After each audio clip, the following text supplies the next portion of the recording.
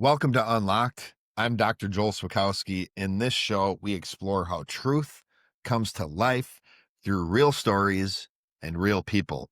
Today, I'm joined by Dean Wallace from Scotland. A friend of mine, I've known him for the last few years, and it's been incredible getting to know him. Let's get into his story because it is a turbulent one. I think that word is used as an adjective throughout his story. It's very intriguing, very surprising, and very inspiring. So let's dive in. Hey, Dean, how you doing? I'm doing great. Dr. Joel, how are you doing, my man? Yeah, I'm great as well. Thank you for being here. So for the audience, you're Dean Wallace, friend of mine for the last few years. You live in Scotland, and we've done some, I'll just leave it at this for now. We have done some work together, but I'd like to hear your story, and I know the audience would benefit greatly from hearing your story. Uh, not many, not many of my friends before meeting you and your community had friends over in Scotland. So that in and of itself is interesting, but I know there's a lot more to your story than that. So what was it like growing up in Dundee, Scotland? In Dundee, Scotland. So, Joel, I've got the kind of life that when I look back on, I think, was that really how it was for me? I, I had 18 different houses in the first 21 years. Yeah. Whoa. So All I right. moved around a lot. I grew up in a single parent household. My mum was on her own. And early on in my life, probably before I age 3, like my mum and dad had split up. By 5 or 6, my mum had remarried. And quite quickly after she got remarried, my my new stepdad, went to prison. Oh, And wow. yeah, while he was in prison, he actually committed suicide. So quite eventful start. So And is that what you mean? then, Like when you say you look back on your life and it's like you don't even feel like it was your life? Like, is it just like all that stuff happened so long ago, or is it just like your life is so different now than what it was, or it's just like you were 5 years old by the time this stuff starts happening? yeah, I mean, like, I'm able to look back and when you're experiencing these things as a kid, sometimes you're young, but like the story does continue. But other than that, it's like it's just your life. You adapt and you bounce back in the moment, although you're experiencing crazy times and some deep trauma, but you just seem to battle through and muscle through during the process. And it wasn't until later on in life that I was able to look back and go, "Wow, holy smokes! Like that was actually a bit of a journey that I went on." Yeah. I mean, and that was just, I mean, I interrupted you at 5. Well, I mean, Yeah. what else happened? So yeah, he committed suicide when he was in prison, and maybe a year or so after that, my mum ended up in another relationship, and this was with my sister's dad, and yeah, same thing again. He went to prison, and I'm just like, yeah, what's happening here? So while he was in prison, and my mum had just given birth to my sister, so by this time I'm 8.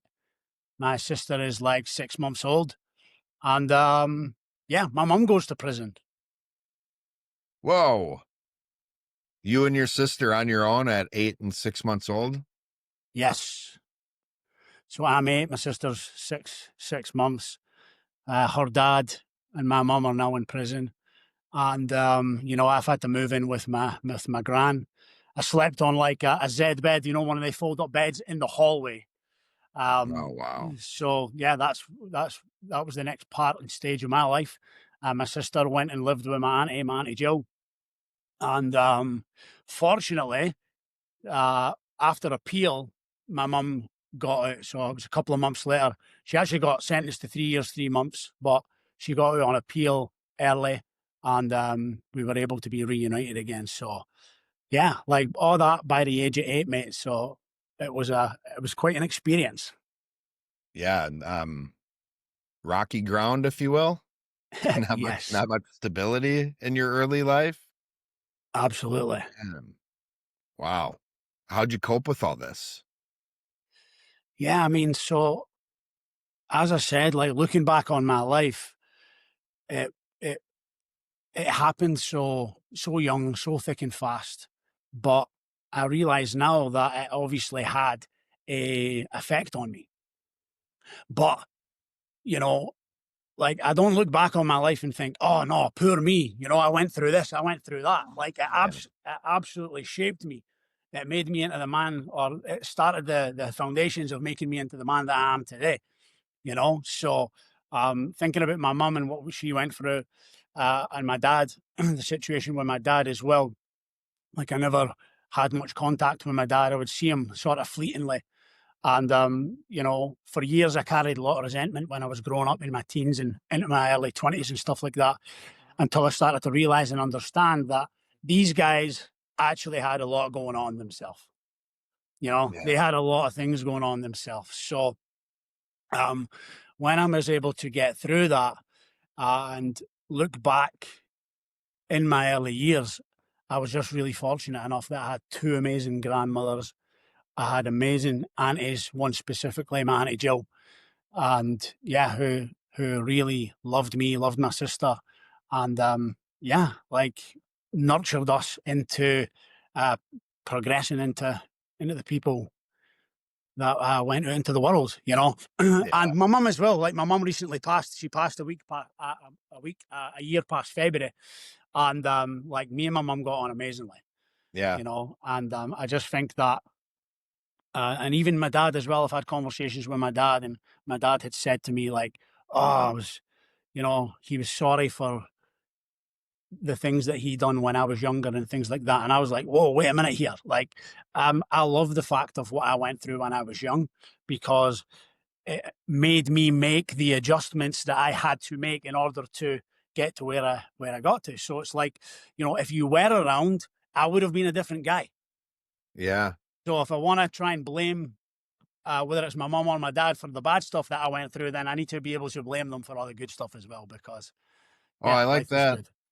Yeah, that's a that's a silver linings way to look at it. I imagine this caused you to, I don't know, maybe to have to grow up a little quicker than you would have otherwise. Like what was some of the characteristics about yourself that you see, like what that those events turn, like how did that affect you? Yeah, I mean, like I had to become resourceful very early. Yeah. You know, 8, 9, 10-year old had to become resourceful in how to earn money, how to make money. How to look after myself. Yeah. Pretty much from cooking to doing my own washing to getting around. I would travel from one side of Dundee to the other just to go to school in the morning. When I was like 8, 9-year old, I would travel from one side of Dundee. I would get a bus into the city centre of Dundee. I would walk between one where one bus stopped and the other one started across the city centre. I would get on another bus to where I went to school at the other side of Dundee. And then I would do the same back home. And when it, when I would be traveling home, I would get into the city centre about 4 p.m. and they had like computer stores back then. You would be able to go in and play on the Super Nintendo or the Nintendo, and I would Yeah. get in there about 4 p.m. and I would just sit in there and play the computer until the shop closed at the back of 5. And then by then I'd spent any money that I had, and they used to have the open back buses back then. They were like All big right. red buses, and they had bus conductors.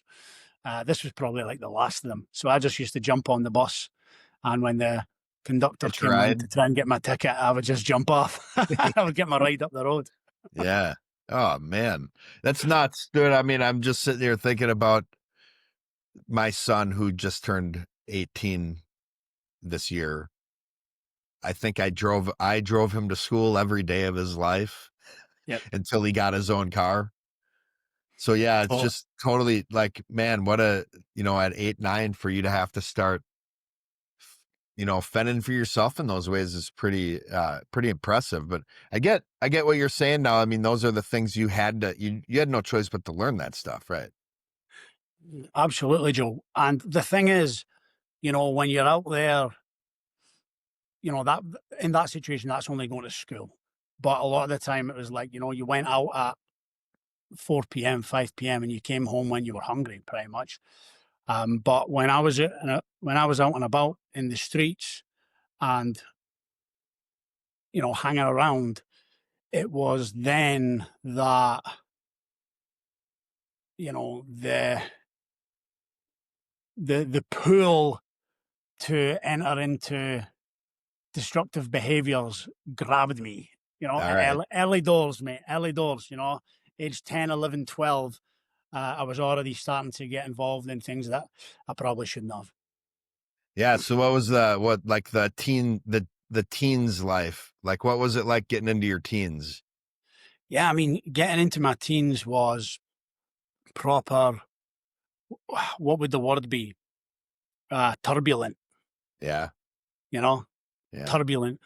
I feel that going into high school, I pretty much never really went to school, Joe. I was smart, but the first 2 years of high school, I hardly went. But my grades were still like really high, and then my school closed down, and I moved school. And when I moved to school, something changed within me, and I started going. I liked the people who were there. I was people who I was hanging out with, and that, and I started going. And yeah, I just got on with it, you know. And but it was around about this time when I made that transition, 12, 13, that I started getting involved in drinking drugs. Well, I was already drinking, but the drugs started to hit the scene. Yeah. Like, The thing is, what I was really fortunate again with Joel, there's things that with so much mayhem and madness going on in my life and at home, I had things that kept me grounded. So I played football, soccer, and I was very good, and that's what ultimately kept me grounded. So although I would get dragged into the drinking and taking drugs at an early stage because I was good, there was times when I would get my head straight and I would be focused, and then when I would go and play football, I would be able to, you know, have that sense of yeah, like groundedness. yeah. Yeah, that's funny because I know my son's at university right now too, and he's finding his first year at university away from home for the first time. As busy as you can get with the schoolwork, he doesn't have a job there. He's realizing he's got a lot of free time on his hands, and you know what these young guys are wanting to do with a lot of free time. So after a couple weeks of being there, and he's realizing, oh, I need to start maybe making better decisions. It was athletics that kind of snapped him out of it. And so he's big into powerlifting. And it sounds like Nice, it's similar to you, where it's like football for you is like, man, you wonder what your teenage years would have been if you didn't have that to keep you focused and using, because when you're doing that, when you're that focused, especially with, love to hear how good you really were, Dean. Like we know, I know you were really good. Um, that requires a lot of dedication. So, yeah, I mean, yeah, I wonder what life would have been like if you didn't have football to keep you focused. And yeah, totally. I mean, I relate to that, Joel, a lot. It's getting to a certain point in time where the distractions, become great, and I think that yeah, I was decent. I was a decent player. I had a right chance to become a top player. Well, I believe I did. Uh, Growing up in Dundee was the probably the biggest obstacle that I had. The surroundings that I was in, you know, my mates, what we were getting up to, what we were doing, um, really was, yeah, like it felt like that was the biggest hurdle in my life at that moment in time. so, So, can you give us a little description of what's the reputation of Dundee? yeah, I mean, like, for me, when I was growing up, mate, you know, everyone was out partying at the weekend. All right. Friday, Saturday, I would be drinking, taking ecstasy, as young as 13, 14, 15. And yeah, just getting involved in destructive behavior. Yeah. Some people smoked the weed and stuff like that. Well, a lot of people did, but it was never something that I was interested in. I was into stuff that was a wee bit more harder than that at a young age. But I got the opportunity to move to London and go play for Wimbledon. Wimbledon were a English Premiership club at the time when I signed in January 2000, and that was like my escape route. It was my escape route out of Dundee, and it gave me the opportunity to go on and have a career in football. Yeah. So you must have been you must have been a top player then if you're moving to London to play for a Premier League team. Yeah. And I think like the thing is we're moving there. It's like what I realize now is that like I was streetwide. I was a street kid. You know, All right. I knew Yeah. how to get by on the street. Like, but when you go into the world where you've got to be mentally and emotionally mature, it was just like I just didn't have it. I had Oh, okay. ability. I had I did have a bit of grit and determination. People say that I would put my head in where people put their boots at times when I was on the park. But Okay. emotionally and mentally, when I look back, it's just like I just didn't have it. Yeah. And, feeling that disconnection, although how turbulent back home was, like I was still homesick, man. Really Oh, homesick. yeah. Yeah. So what was that like then? Like how'd your, how did the moving to London and being a pro football player affect you? Yeah, I mean, like, so football is where I got all my affirmation, Joe. Okay. Yeah, football is where I got told that I was great. You know, I played well. I would get the pats on the backs. I would get the, attention. I loved getting the attention of it, mate. And as I moved to London, the attention became, or the need for attention became greater than the love of the game. And that happened at such an early age. I was getting all this affirmation, and then you start to think, oh well, I'll jump over the work that needs to be done in order to just get the affirmation. Yeah. Yeah. And it's like, Yeah. it's and that was the start of it, mate. But, you know, my wife now, Janine, we were only 16 at the time, and we were at school together, but we got together when I lived in London, and she eventually moved down to live in London with me. How old were you She worked guys? 16, Man, 16. that's And like, young. yeah, like Dundee's like 150,000 people, and London's like 10 million. Yeah. You know, Wow. it's a totally different world. But she worked in Tesco's um, in Dundee. She got a transfer to Tesco's in London. And, we grinded it out for a bit, but the pressures and the financial pressures, we were partying at the weekends. We were getting up to no good. She eventually came home. And after me being down there for 2.5 years, when she came home, like I followed her up the road. I All right. followed her up the road. So after 2.5 years, you went back home to Dundee as well? I went back home, mate. Yeah. Yeah. All right. And then what? Everything got better or Yeah. Like this is where I feel like things just really started. Because yeah. up until that time, I feel like I was just a kid, still a kid, 18, 19 when I came back home. But me and Janine eventually split up. I mean, we came back up the road because things were wild and volatile, and we came home and things got even worse than that. Yeah. So yeah, we split up, and I pretty much just went wild, Joe. That's when my partying just went to a whole new level. And when I look around all my friend group and stuff like that at the time, you know, people were turning to things like heroin. Some of my mates were dying, and you know, I was in this party lifestyle of drinking and taking cocaine at the weekends. And you know, you think it's for, well, I thought it was cool. I thought it was cool. But you think it's normal because when I looked around, everybody in my life, everybody I knew and where I came from was doing what I was doing, and it was like glorified. Yeah. And, I didn't know it at the time.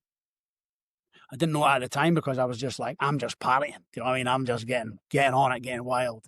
But Yeah. it's easy to see when I look back now, like what I was running away from. The anxieties that I had, the fears, the worries, everything that was going on inside my head, the experiences that I went through when I was younger, the fear that I was living in, you know, getting on the drink and putting the powder up my nose at the weekend was an absolute escape.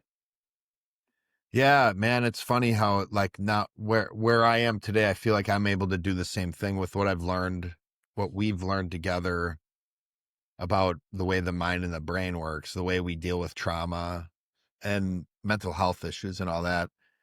I can look back and tell you exactly what I was doing and why I was doing it when I was in my early 20s. Yep. At the time, I never would have admitted to any of it. No. Never. I would have, No. if you asked me if I was happy, I would have been like, yeah, I'm happy. If you asked me if I was like, had good mental health, I'd be like, what are you talking about? Of course.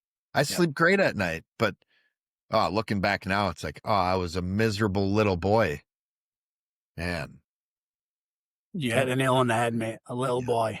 Yeah. So then, I mean, this is still what, late teens, early 20s, things just like really hitting it hard. What was the journey towards like, when did things start changing for you? Yeah, I mean, like around about 23, me and Janine had split up for 4.5 years. And in that time, I had went into another relationship. I had a son. Janine did the same and had a daughter. And then after 4.5 years, we got back together. And when we got back together, nothing had changed from the first time round. It was still volatile. A lot of arguing, and pretty much we just picked up where we left off. And for the next years, we just did the same. You know, Weekend, go out, party, whether she was with her mates, I was with my mates, we were out together. We got festivals, get smashed, go abroad, get smashed. There's like everywhere we were going, everywhere we were turning, that was just our life. Yeah. That was our life. And the recovery during the week was horrendous. Sitting like eating massive amounts of food, stuff Yeah. in my face, hangover, coming down, and come to Friday again, I would just start it all over. Yeah. And that went on for years. And really, it was probably about 29, 30 that things started to change. I was starting to get worn out with like the fighting and the arguing and stuff like that was getting out of control. Yeah. And but I didn't know what to do, Joel. I didn't know what to do. I was on this search, and I just knew that I didn't want to be getting on it at the weekend anymore. But my solution to not get on it at the weekend anymore was just to try and battle, to not get on it. Like I wasn't trying to go towards anything else or Uh, become. It was just like, hang on for dear life at the weekend. And you know, the pattern that was running so deep, we'd be out for a meal on a Friday, and I would just end up like causing an argument and then storming it and just end up right on it for a day or two. So yeah, when I got to about 30, mate, it was like a penny drop moment. I was like, things got to change. Things have got to yeah. change. But So really, yeah, on you go. yeah. What eventually, I mean, I love you nailed it as far as like, it sounds like real frustrating to want to change, but not know what to do. So the Yeah, only recourse you have is, well, I'll just stop doing the stuff I don't want to do anymore. But that, you can't do it. Don't, right. So it's you like, what do can't you, do it, don't. so what, Absolutely. what eventually then, what do you, Yeah, so for the next 6 years, Joel, I grinded oof. through. Yeah. Sometimes I would go 8 weeks without partying at the weekend. Sometimes I would go 12 weeks. Sometimes it would be 2 weeks. But ultimately, what we were doing is we were working like Trojans, building our business. And, by the time I was 36, me and Janine were probably earning more money than ever, or we were earning more money than ever. We had each other. We had 4 kids. We had the car, the house, Yeah. the holidays, the travel. We had everything that the world told us to get. Now, I had everything that the world told me to get. And I was still drinking and putting cocaine up my nose. It Yeah. just didn't make sense. Nothing made sense. It's like I got to a point where it's like, I feel like I've been duped. Like I'm waiting on someone jumping out and saying, "Hey, got ya." It's like everything the world told me to get, I've got it and more, you Yeah. know? And at that point, it was like, there was this, no, the wheels were turning in my brain and it was like, no, there's got to be another answer here. I need to find what's happening. Yeah. And, you know, we hit COVID. We Yeah. hit COVID and how much Janine and I were working was crazy. And the pace that we were going at was mental. And then when COVID hit, bang, it was like everything came to a halt. Like, Yeah. stop. There is no more running because the pace that we were going at and how fast we were running away from ourselves, pretty much, it just wasn't possible to do anymore. So in those moments of stillness, in those moments of, you know, getting ground to a halt, it was like, oh, who am I with it? This? Right. Who am I with it? This business? Who am I? Yeah. What's actually going on here? Yeah. Yeah. And Things quiet down enough for you to start thinking about things you haven't thought about in a while. absolutely, Yeah. absolutely. And I look back at that time, and it's like COVID was the greatest thing that ever happened to me. You know, Not I many know some people are able people. to say that, Dean. Yeah, I know Yeah. some people. It was really unfortunate times, but for me, it was the greatest thing that ever happened to me. And I started searching for. I actually had a podcast, Joe. I had a Really? podcast. Yeah. And I was bringing people on my podcast, inspirational people. I was always intrigued by what makes people tick. Why did they become successful? How did they get through what they went through? Because I know what I went through. And I Yeah. know that some people would go through things in their life and it would be so traumatizing for them. Like Yeah. they couldn't get over it and they was, and they were never able to get through it, the grief or whatever it was. And for me, I was like, Zoof. I was just zooming through things. Do you know what I mean? It was Yeah. like, Yeah. yeah, that happened. Great. I'll learn from it. Let's go make an adjustment and get going again. Yeah. So that all that was going on. So I had a podcast and I was getting into trying to understand about psychedelics because I was I was I was at the point where it's like there's got to be something else. You know, Searching I for got answers. And that's what, like, nobody can help you. Like, maybe I'm missing something here. And absolutely, absolutely, and it led. I watched a documentary on YouTube, and I seen a Glaswegian, an Asian guy, but he was Glaswegian, on the documentary, and it was about ayahuasca.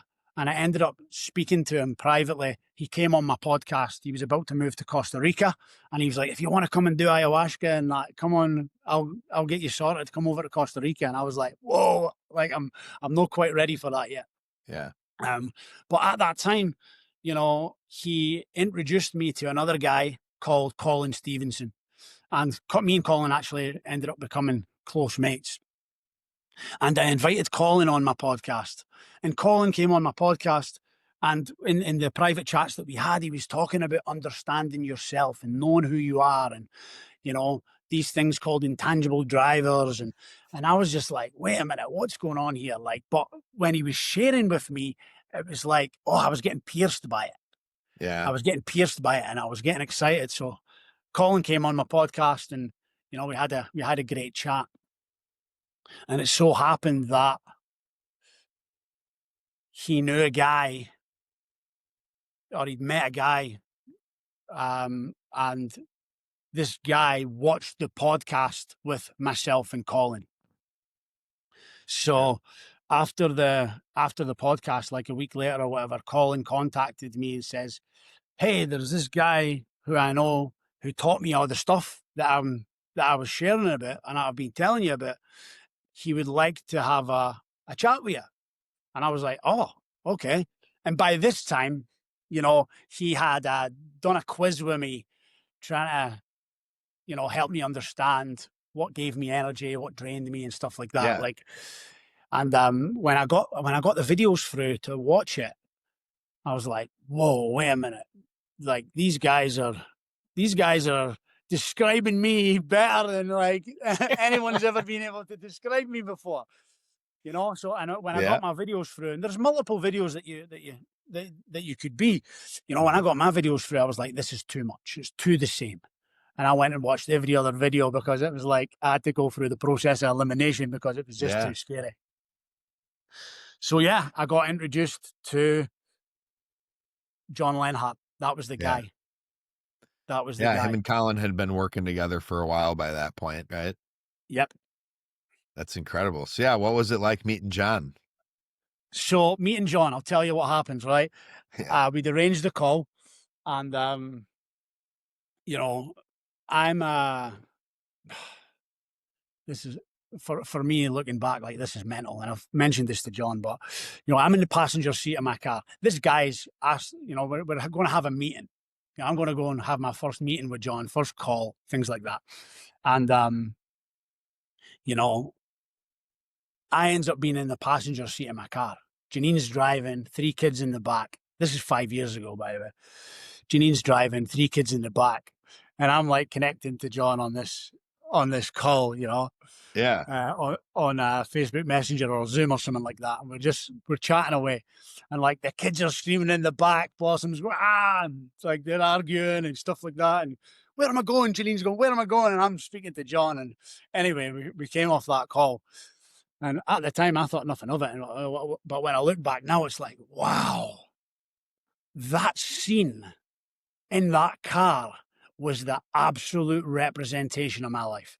Just like That was chaos. everything that was going on inside my brain, how I was living. It was so messed up. It was so fast paced. It was so unorganized, and it was just wild. So when I look back on that now, it's like, oh, what incredible! Does John Incredible. remember that call? I think You ever, so. I think yeah. so. I like to talk to Uh, him about that and ask him his point of view. But yeah, just like sounds like just pure chaos, right? Pure chaos, Joe. Yeah. Pure chaos. So yeah, I mean, but by November, December 2020, my marriage was hanging by a thread. We closed down. We went into lockdown. Our business went into lockdown in the summer. We reopened. We were busier than ever before. We were, our academy was busier than ever before. The salon was, and I didn't ever want to go back to how I was living before COVID, but now it was 10 times worse. And it got to the point my marriage was hanging by a thread. Yeah. And I was questioning everything because all the work that I was putting in, everything that I had accumulated, which was meant to be for my family, it was meant to be for the benefit of my marriage, was actually causing the destruction of it. So when I got to this point, it was like, what is the point? Yeah. Like, what is the point of this? What's the point? A kid, money, wife, like all these things that were coming up for me. I was just like, this feels pointless. And I had an almighty crash. Yeah. Almighty. I was cuddled in a ball in the corner of my bedroom next door on the floor, bawling my eyes out. Bawling my eyes out. Being out again at another weekender, stressed up to my eyeballs, and just stuck in the same destructive cycle. But there was one thing that every time I would get myself in this spot, or every time I would question what is actually going on. I'll tell you what happened actually. I goes into Starbucks, goes into the drive-through. I coming through Starbucks drive-through, and I've just got my 3rd or 4th latte of the day. Yeah. I'm pinging out my head on caffeine. I should be illegal for me to drink caffeine, by the way. So I'm pinging at my head on caffeine. I pulls over the car up onto the curb, and I just look down at my hand, and my hand's shaking like this, Joe. Yeah. And the next minute, my heart's going, and whoa, wait a minute, what's going here? What's happening? And I just remember thinking to myself, however I'm living, it can't be right. There's got to be another way. Yeah. There's got to be another way. Like, you're no meant to be living like this, surely. Right. And that was the moment. And it was like simultaneously I'd crossed paths with John Lenhart. And he was the only guy when everything was not making sense, what he was saying was making sense. All right. Yeah. It's like, Yeah. it's like my whole life was falling to bits. Yeah. As I said, yeah, everything that the world told me that I should have, I had and more. Yeah. And it wasn't right. There was still something missing. And I met this guy, John Lenhart, and he had answers for me.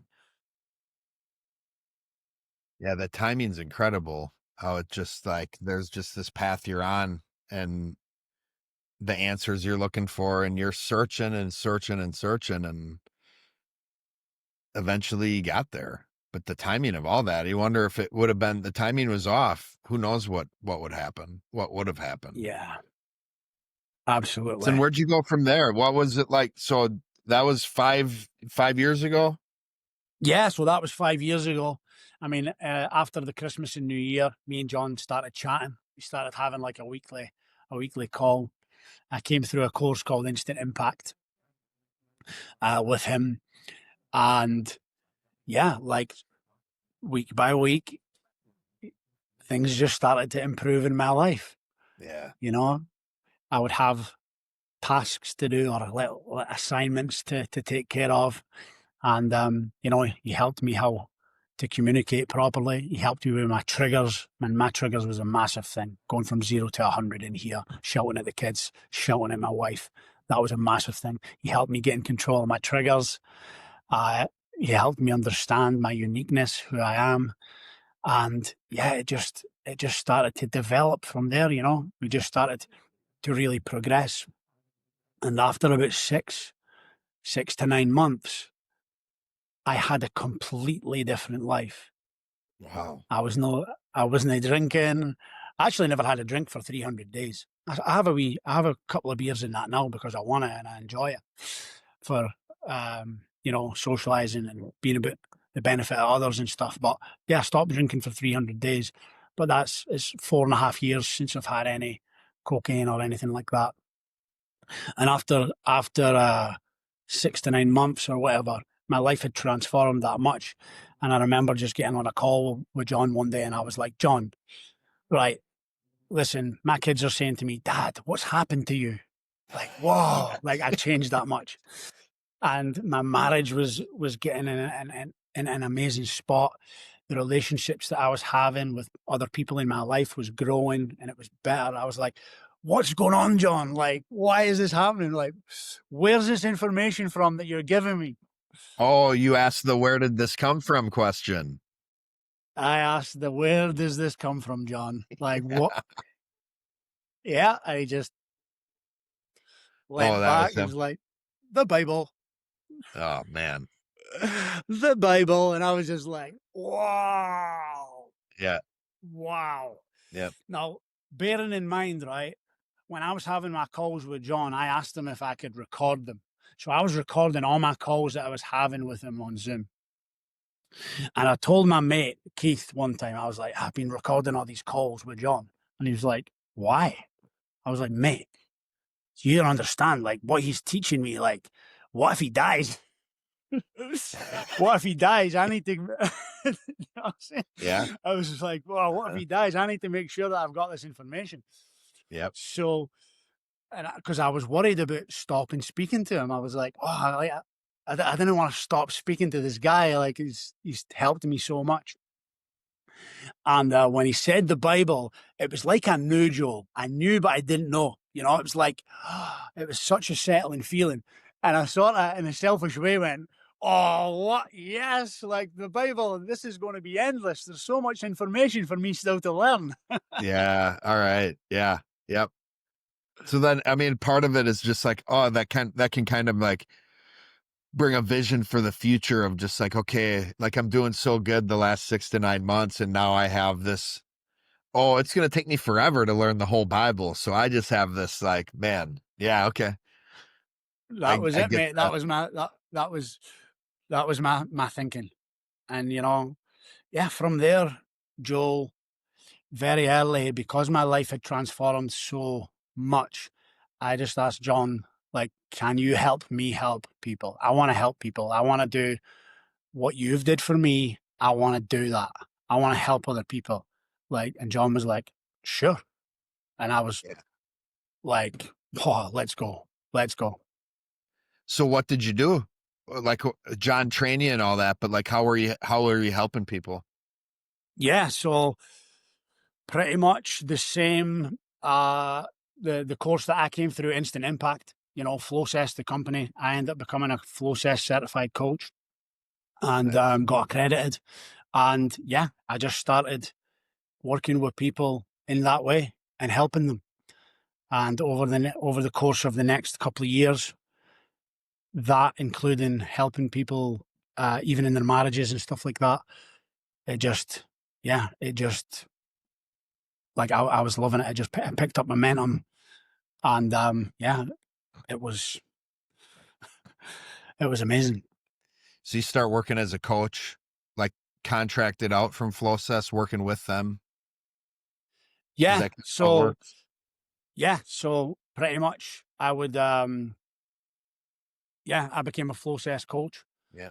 So, you know, I would coach the people on their journey, and then any issues that I had or anything that I needed to get more clarity on or more help on, I would just go to John and he would be able to help me so that I would be able to go back and make sure that I was giving the best info to the people that I was coaching. All at the same time, you and Janine still have your business going, the academy, the salon. Yeah, yeah, How is this stuff helping you with that area of your life too? yeah. I mean, so I mean, communication is massive. Yeah. Communication is massive. The transformation inside our business, the transformation in our marriage was, yeah. I mean, I now look at my marriage now as like the greatest success in my life. You know, that's the and I still feel that we're just getting started. I still Right. feel that we're just getting started. But yeah, the principles from Flowcess, the principles from Instant Impact, you know, bringing them into our life and our business, it just, yeah, it just took it to a whole new level.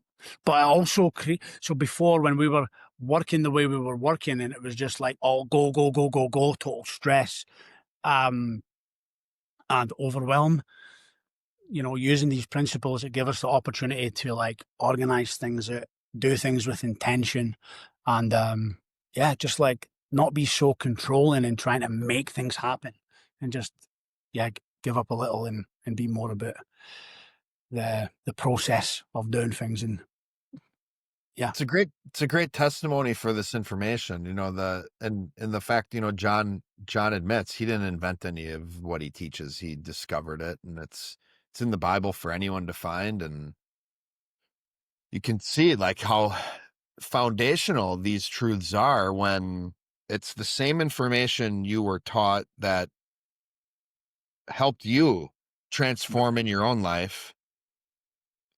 That same information transformed your family, your marriage, your business, like all that. Like there's different applications, but it's like the same information John taught you about communicating and about your uniqueness when he was just coaching you one on one is the same stuff that helped your marriage and your family, is the same stuff that helped your business. It's like you didn't have to go abs- and find new stuff. You just had to take the truth you were given and apply it in a new area. It's just incredible. absolutely, Joel.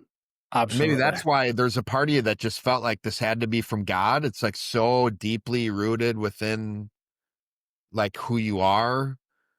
This couldn't have been just, this couldn't have been invented. Yeah. Absolutely, mate. It was like, when I would have my calls with John, it felt visceral. It was piercing. The truth was piercing. Yeah.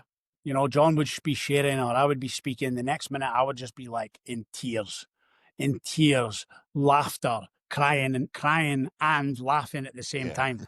It was just Yeah. like, wow.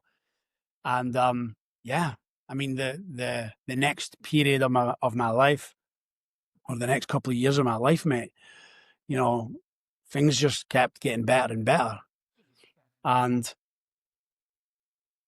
whatever I had been searching for up to this point now, it's like 30, I was 38, I think, 38 or 39 or whatever, 36 to 39, I started getting an understanding. But whatever I was searching for that first part of my life, now I found it. Yeah. Now So I knew. how did the learning this is the from the Bible, this from God, how did that cause any change or adjustments on the path you were on? Because I know you're at this point you're becoming a really successful coach with Yep. the Flowsys model for the mind and the brain. And Yep. So Janine and I ended up putting on like conferences, and they were called Powerhouse. yeah, And ultimately, we wanted to help people become powerhouses. Yeah, that's yeah, why we named it Powerhouse. Powerhouse meaning just like buzzing with energy, ready to go and attack life, and deal with all the things that come at us and deal with them well and be happy. And we put on half a dozen of these Powerhouse conferences, and they were amazing. By the way, we were getting like 70, 80 people right off the bat, and during these times when we were putting on these Powerhouse events, after them, Janine and I would chat. And it was like, we love doing this, but we're not really getting to speak about God. all right, We're yeah. giving people everything that we've got with regards to the principles that we had learned, you know, but we wanted to talk about God. We Yeah. wanted to be like, look, God has had this massive impact on our life, and we want to share that. And for how amazing the Powerhouse was going, and we like, I believe that it was a business that we were meant to build through Powerhouse and have these big events and stuff like that. Um, you know, quite quickly, I put the halt on it, put the brakes on it, and it was like, I think Yeah, wasn't there a conversation where you guys are like, wait, we already own a business. Are we really going to own and like start another business? that, yeah, 100%, Joe, Yeah. 100%. Yeah, I mean, Janine and I, it ended up that we were getting frustrated. We were getting about 90% of the way through getting, Powerhouse up and running, or a coaching business up and running. And that last 10%, it never felt settling. And I remember we were sitting in the kitchen one day and we were getting quite frustrated and tense, not at each other, but just like, we were thinking Yeah. about websites and we're thinking about this thing and that thing. And the last part just was never clicking. And Janine said, do you want to have a Prosecco? And I was like, yeah, I'll have a Prosecco. Yeah. So we just chilling, and Janine, probably about halfway through, three quarters of the way through, her glass of Prosecco. And, you know, starting to get a little bit calmer, thoughts calmed doing a little bit. And I was like, what is it? Like, why are we not getting this? And Janine just jumped up off the stool and went, what are we doing? We've got a business. We don't need another business. We need to do this church. And I was just like, wow.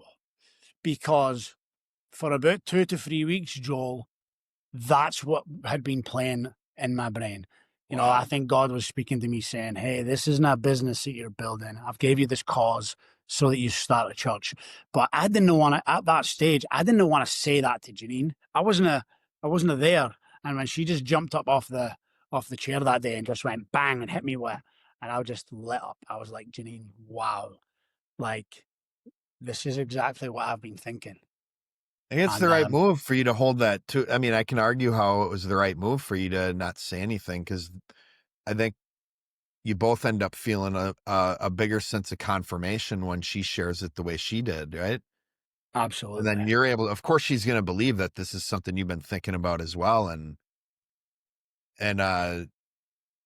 clearly you guys were both, like, her timing of bringing it up, you both were ready to hear it, and it brought a sense of confirmation, and which with confirmation to me always just brings this massive amount of encouragement from God. Yep. Man. Oh, totally. Yeah. That night we were buzzing. I think we ended up hitting a couple of bottles that night. Yeah, yeah. More than what, then it became a more of a celebration hangout Totally. instead of a business planning meeting. Yep. All right. Well, what happened from there, Dean? So from there, I mean, so we were both on the same page. That was great. Nice. Yeah. And you know,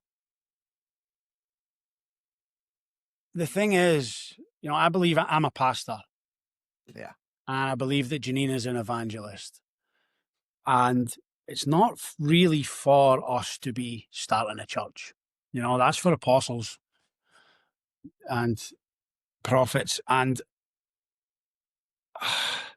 for as much as the desire was in there, I didn't want to go out there, run ahead and make this happen, Joe. Yeah. You know, I didn't want to do it.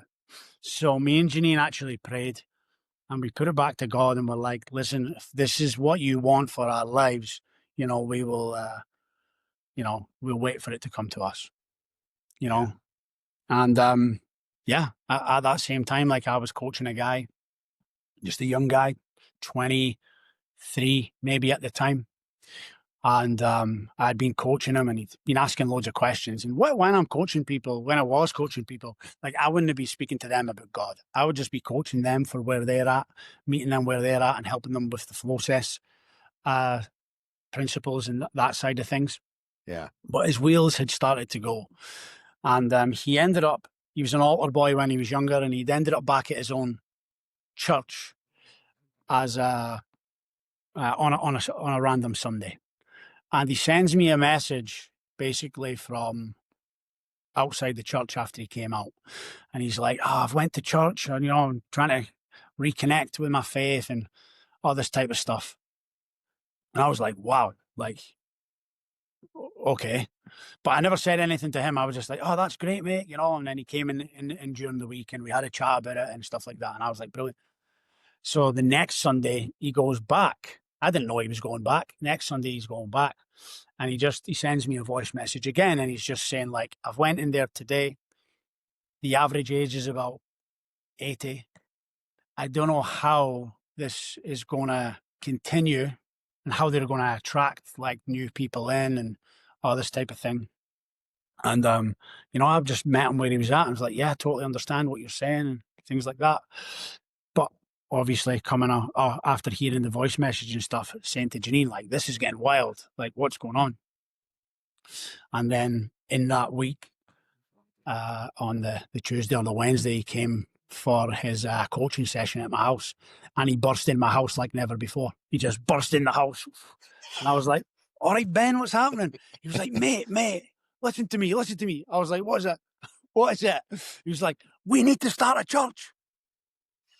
And I was just like, wow. Yeah. Wow. Because I already believed that this guy had a gift. Yeah. I already believed it. And I was just like stunned. God moved so quickly in such a short period of time. Yeah, he just burst in my house and was like, we need to start a church. And that was the confirmation. And it was like, yep, Another here one. we Yeah. go. Let's do this. And then, man, there's so much more to the story, Dean. Would you be willing to come back on and tell the story from here through where you are today? Oh, I'd love to, Joe. I'd because love I'd to. love to take some time with what happened over those last couple years, and especially selfishly because I was over in Scotland a couple times and got to witness a lot of stuff myself too, and Yep. but to finish off though, like this did lead to you planting a church. I'd love to hear just like what's your dream? You planted a church with, or you were a part of a leadership team that planted a church. We'll be Yep. clear there. So like we don't have to get into the details of Relight Church, but I'd love like what's the mission? What are your hopes and dreams for the church that God's given you care of? Yeah. I mean, so our mission is to relight, restore, and repair. Nice. Yeah. We ultimately we want to reignite those people around us again. Yeah. We Like want to that. help people, you know, burn brighter than they've ever burned before. Like this is where it's at. Like the gift that I've been given to transform my life, I want to be able to give that to other people. I want to allow God to really direct me and guide me in helping other people with that because I feel so blessed. And I feel so blessed that I've got people like yourself, Joel, John, Jonathan, and many more of you guys over in the States who have been able to help us and mentor us and coach us. But do you know what, Joel?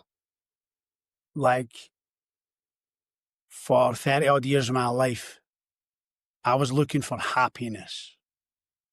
That's what I was looking for, whether it be in something going up my nose or a car or a woman or whatever I was doing. And when I look around, that's what I see. People are looking for happiness. Yeah. And we have got what it is that makes you happy. Yeah. Like, this is no joke. This is no joke, Right. you know? And there's a certain grid to work from and process that you can live by to be happy. Yeah. And this is the gold dust that I believe that we have been blessed with. Love And, it. thank God every single day for putting John in my path and for what he's did for me, my marriage, my kids. For incredible kids who want to hang out with me, spend time with me, grow with Yeah. me, Yeah. and I just want to be able to give other people the opportunity to do that, Joel. And that is what I see. It was just as transformational in your life, Pastor, as the information, the truth you were given is when you made the decision to just start giving what you've been given to others and helping others. Like that's what just started leveling you up. And it's incredible to still see it today. It's very clear to me you do have the gift of pastor and like for you and Janine to even have a moment where you're like, we want to talk about God. Like we want to give everything, like to come to those, like, it's really cool to see God working through your story and really letting you come to these realizations, helping you guys come to these realizations on your own though. Right. So it's just like, Ah, you can own these moments and really, instead of someone telling you, you got to talk about God, you guys were like, no, yeah, we couldn't help but talk about God. yep. So yeah, but that's the thing, man. I tell you, one of the reasons I know you're a pastor, not only because I feel how much you care for me when we interact, you're just relentless giving back to as many people as you can is really, really inspiring. So thank you so much for being on with me today. And yeah, I'm Thank going to you, bug Joel. you. I'm going to bug you to be back on because I want to hear the details of the Relight Church story as well. Oh, I love it. I'm sure the audience too. Thanks for being vulnerable today. Really amazing, amazing story. And yeah, it's a story that's going to help a lot of people. So I appreciate you being here with me. Thank you, Joel. What I tell you, holy smokes, right? So let's dig into the story a little bit. First, thank you again, Pastor Dean Wallace. Thanks for sharing. What an incredible story. There's so much to unpack here. So much was already unpacked. So let's unlock some doctrine. First, one of the things I can't just get away from is what he went through in his early life, but also his attitude now in hindsight. And it didn't take long for him growing as a man to realize how those turbulent times shaped his life and helped him become the man he is today. Now, one of the things it reminded me of was a Bible verse my dad shared with me in my early days walking with the Lord when I was going through what I would say is my most turbulent times. It said 1 Peter 4:12. Let me read it here for you. Beloved, think it not strange concerning the fiery trial among you, which cometh upon you to prove you, as though a strange thing happened unto you. Though the reason I connected to this example that my dad gave me is I feel like Dean's perspective on his life matched my response to this verse. I remember being really encouraged by this. I could see it really easily, somebody reading this verse to a person going through a bunch of crap. Um, and that person's response being like, well, what do you mean, think it not strange? Like it might feel like you're minimizing what that person is going through. But I think when you take it the way Peter meant to write it, and I think the way Dean and I responded to these situations was the way God intended is think it not strange concerning the fiery trial among you that is you're not alone. One, we all go through trials. And two, if this is handled well, it will prove you or help you become a better person. So we can see that for sure in Dean's life. It was incredible. Now, as a dad, and I even shared a little story about Jack in response, we want to guard our kids from hard times, right? But how much guarding is the right amount? Like how much protecting is the right amount? At some point, we do have to, get our hands off the reins of their life and let them make decisions for themselves. Let them make mistakes. Let them make up for the mistakes and learn from the mistakes. If we guard them from everything, what would Dean's of life been completely different? Like, who knows the man he'd be today if he didn't grow up the way he did. Now, we all hope he would still be flourishing and living according to his uniqueness and, making huge impact, but we don't know, right? It might not be as good. Now, what I think is a really great parallel to this, you ask yourself, if you're familiar with the story of Joseph in the Bible, this guy went through a lot. His family rejected him at a young age. His brothers were jealous of him because his dad was, his favoritism of Joseph. So they plot against him. They throw him in a pit. They sell their own brother into slavery. You can check out Genesis 37 for that. That same chapter, he's taken from his home to a completely different country, a foreign land with a different culture, different language, serving different gods. I mean, he's sold into slavery again into Potiphar's house. Check out Genesis 39 for that story. He's falsely accused by Potiphar's wife and imprisoned because they take her word over his. And, you see Genesis 39 for that. And he's thrown into prison for years and years and years, although he's innocent. And forgotten in prison. He continues to flourish even in prison, and he helps other prisoners. And when those other prisoners are given an opportunity to help him back, they don't. But we look at Joseph's life, and it's one of the most encouraging and inspiring lives in the Bible. Would his life have been better if his brothers never betrayed him and sold him into slavery? He never would have gotten to Egypt if they hadn't. Now, I'm not saying they did something right, but that was used.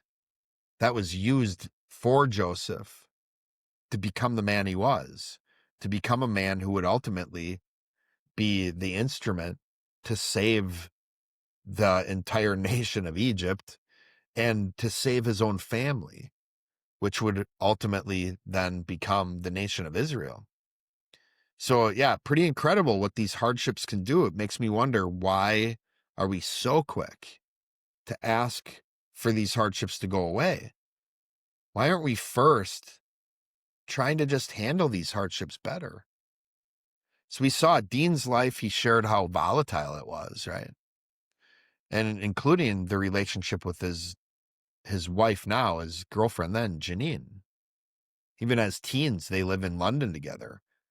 And when she moves back and he follows her, you imagine the idea, the hope would be that their lives would be better. Let's move back home, things will be better. But no, things continue to be volatile and, in fact, getting worse and worse over the years.